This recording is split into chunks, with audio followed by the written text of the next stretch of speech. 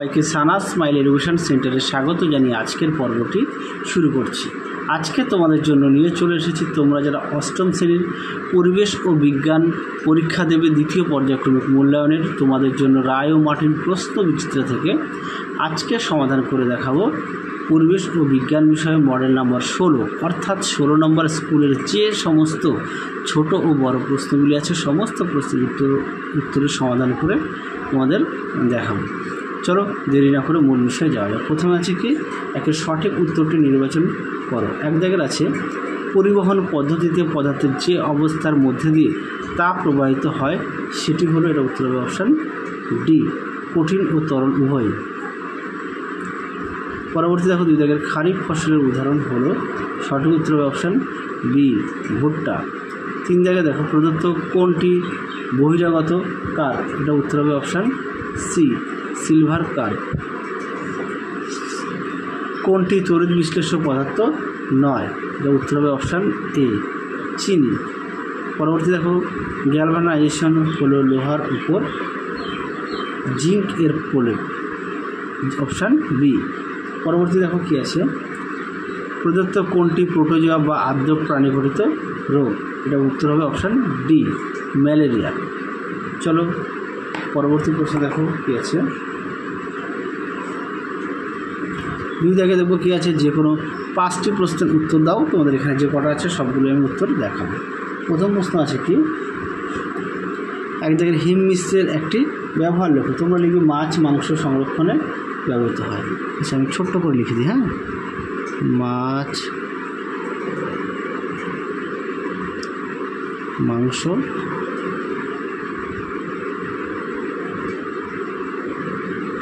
সংরক্ষণে ব্যবহৃত হয়।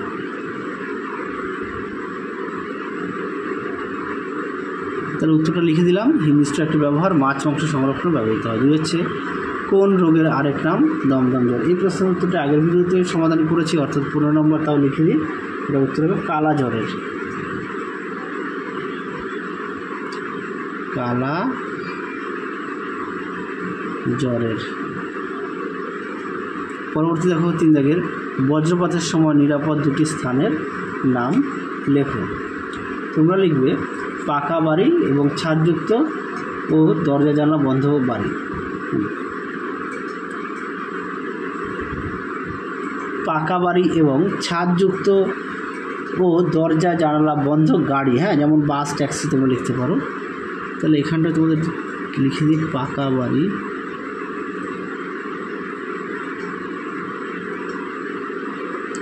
ও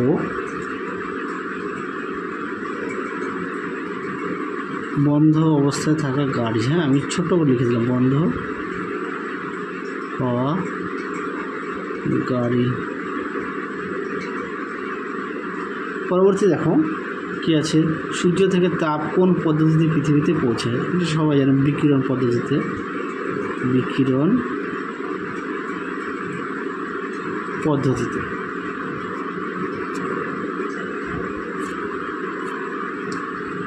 পরবর্তী দেখো কি আছে, বিশুদ্ধ জল তড়িৎ সুপরিবাহী নয় কোন। এই প্রশ্নের উত্তরটা তোমাদের আগের ভিডিওতে আমরা দেখিয়ে দিয়েছি, হ্যাঁ, একটু দেখে নিও। তাও তোমাদের উত্তরটা আমি বলে দিই, বিশুদ্ধ জল মৃদু তড়িৎ বিশ্লেষ্য পদার্থ, তাই জলে খুব কম সংখ্যক অণু H+ এবং OH- আয়নে বিয়োজিত হয়। আয়নের সংখ্যা কম থাকায় বিশুদ্ধ জল তড়িতের সুপরিবাহী নয়, এটা আমি লিখে আগে বলে দিয়েছি। পরবর্তী প্রশ্ন, গরমকালে ঘামে ভেজা শরীর হাওয়ায় দাঁড়ানো আরাম লাগে কেন। এই প্রশ্নটা তোমাদের আগের ভিডিওতে উত্তরটা দেখিয়ে দিয়েছিলাম। পরেরটা দেখো কী আছে, কী ধরনের মাটি চা চাষের উপযোগী। তোমরা উত্তর লিখবে 1000 থেকে 2500 মিটার উঁচু এলাকা, পাহাড়ের গায়ে আম্লিক মাটি। হ্যাঁ, আমি বলে দিচ্ছি উত্তরটা, এখানে লিখলে জায়গাটা ছোটো, তো আমি বলে দিই আরও একবার, 1000 থেকে 2500 মিটার উঁচু এলাকার পাহাড়ের গায়ের আম্লিক মাটি চা চাষের উপযোগী হয়। উত্তরটা বলে দিলাম। চলো পরবর্তী দেখো কি আছে, 3 দাগের পার্থক্য লেখো। এক আছে জৈব সার ও অজৈব সারের পার্থক্য। চলো উত্তরটা দেখো, দেখে নাও। প্রশ্ন উত্তরটা সুন্দর করে দেওয়া আছে, একটু দেখে নাও। এই প্রশ্নটি খুব আসে পরীক্ষায়, তোমরা অবশ্যই ভালো করে পড়বে। পরবর্তী দেখো জারণ ও বিজারণের পার্থক্য, তারপর হচ্ছে মেজর কার্ভ ও মাইনর কার্ভের পার্থক্য। চলো দুটি প্রশ্ন উত্তরই দেখাই, দেখে নাও। প্রশ্ন উত্তরটি সুন্দর করে দেওয়া আছে, দেখে নাও। আর অবশ্যই তোমরা বিষয়গুলো উল্লেখ করবে। চলো পরবর্তী আমরা দেখব মেজর কার্ভ ও মাইনর কার্ভের পার্থক্য, 3 দাগের উত্তরটা দেখো, দেখে নাও। প্রশ্ন উত্তরটি অবশ্যই তোমরা বিষয়গুলো উল্লেখ করবে, দেখে নাও।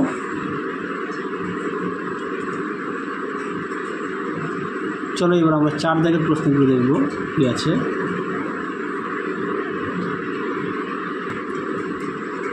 চারের যে কোনো 5টি প্রশ্নের উত্তর দাও।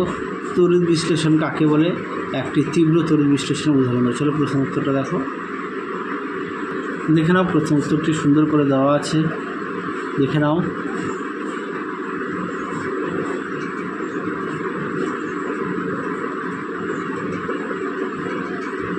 চলো পরবর্তী প্রশ্ন দেখো। পরবর্তী দেখো মধুর পুষ্টিগুণ লেখো, উত্তরটা দেখো। তারপরে দেখো একবারে নিবিড় মিশ্র চাষ বলতে কী বোঝায়? এই প্রশ্নের উত্তরটি তোমাদের আগের ভিডিওতে আমরা দেখিয়ে দিয়েছি, অর্থাৎ দেখে নাও। এই দেখো 15 নম্বর মডেল সেটে প্রশ্ন উত্তরটা দেখিয়ে দিয়েছি, একটু দেখে নিও।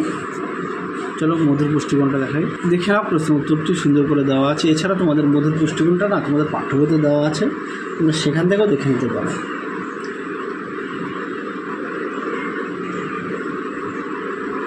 চলো পরবর্তী প্রশ্ন দেখো।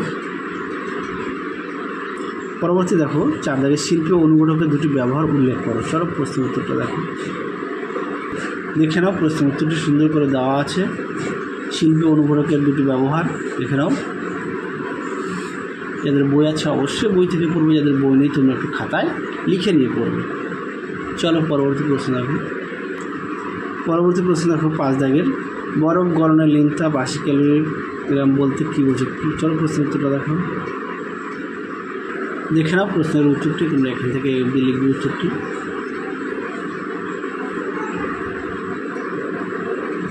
দেখে নাও প্রশ্ন উত্তরটি। চলো পরবর্তী প্রশ্ন দেখো কী আছে। পরবর্তী প্রশ্ন দেখো ডেঙ্গু রোগের বাহক ও রোগ সৃষ্টিকারী জীবাণুর নাম লেখো। চলো প্রশ্ন উত্তরটা দেখো,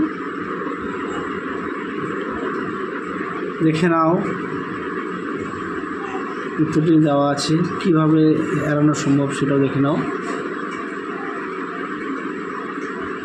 জীবাণুটির নাম, আচ্ছা। তারপরে স্ত্রী ইলিশ মশার কামড়ে হয় ডেঙ্গু রোগ। চলো পরবর্তী প্রশ্ন দেখো। পরবর্তী প্রশ্ন দেখো 7 দাগের প্রশ্নটা তোমরা একটু দেখে নাও, আমি উত্তরটা তোমাদের খাতায় দেখিয়ে দিচ্ছি, দেখে নাও। প্রশ্ন উত্তরটি তোমরা এখান থেকে এই পর্যন্ত লিখবে, আমি খাতায় উত্তরটি লিখে দিয়েছি, একটু দেখে নাও। দেখে নাও প্রশ্ন উত্তরটি, এটা হচ্ছে 4-এর 7 দাগের প্রশ্নের উত্তর। চলো পরবর্তী প্রশ্ন দেখো। পরবর্তী দেখো তোমাদের প্রশ্ন 223 পেজে আছে, কার্ভ কাদের বলে? পাঠ্য বইতে আছে, একটু দেখে নিও। এটা তোমাদের দেখে নিও 223 পেজে। তাহলে চলো আজকের মতো এখানে সমাপ্ত করছি, আবার দেখা হবে খুব শীঘ্রই তোমাদের পরবর্তী ভিডিওতে। তোমরা সবাই সুস্থ থেকো, ভালো থেকো, টাটা।